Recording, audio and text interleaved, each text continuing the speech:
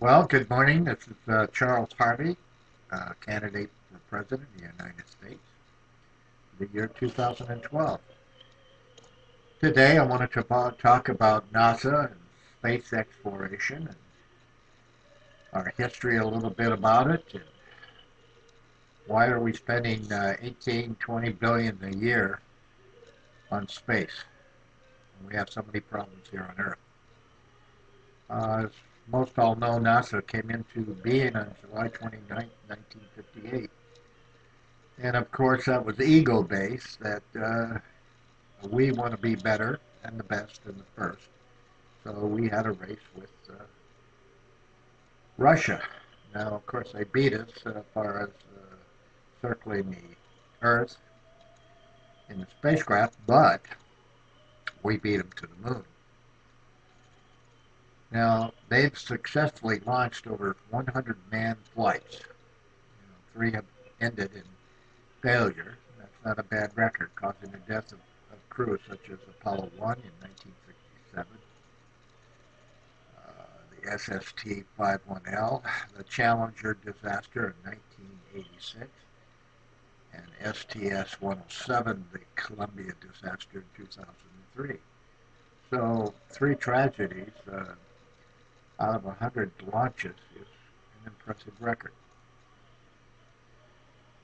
On May 7, 2009, the Obama administration announced it was going to launch an independent review of planned U.S. human spaceflights activity with a goal of ensuring that the nation is on a vigorous and sustainable path to achieving its boldest aspirations in space. Wow. How about a path to achieve its boldest aspirations here on Earth in the USA? Don't you think that would be a little more ideal at this time?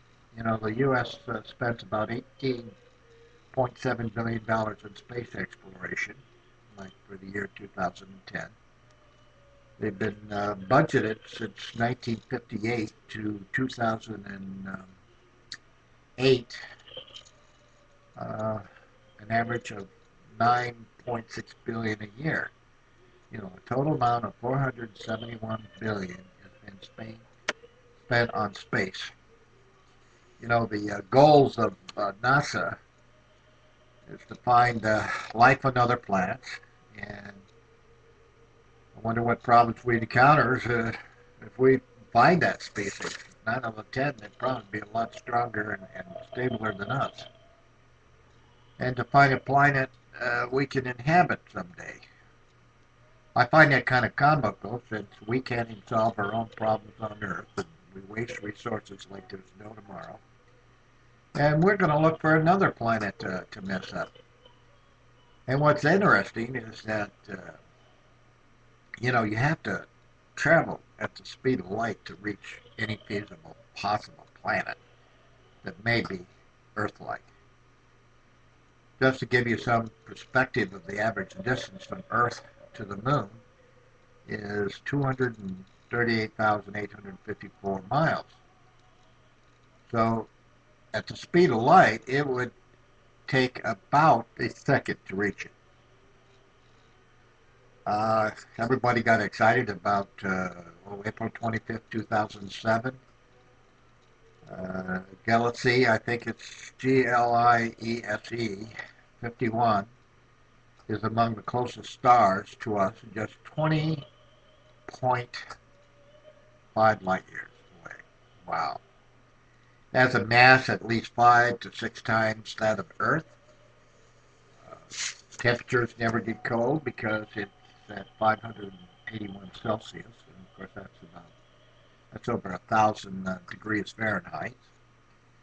And it's only 128 trillion miles away. So at the current technology of 18,000 miles average speed that we can do now in space, we would reach that planet in approximately 70,000 years, which is impossible unless we manage teleportation, which is really a myth at this time. You know, since 1983, Social Security will pay out more money than it will take in from payroll taxes.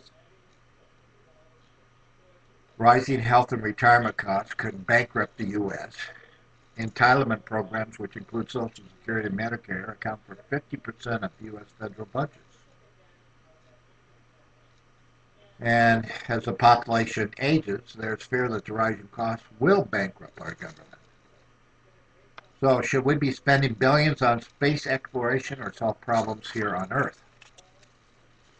You know, that's a question for the American public. You know, it's about time we do something.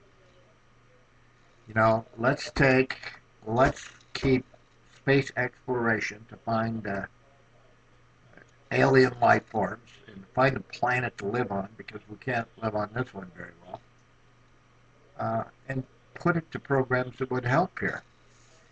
In my next video, I'm going to talk to you about such a plan and what we could do with that money and how we could solve some major problems like our fuel sources, alternative fuel sources and energy. So this is Charles Harvey, candidate for president, a person from the middle America, middle income, average person. Good day.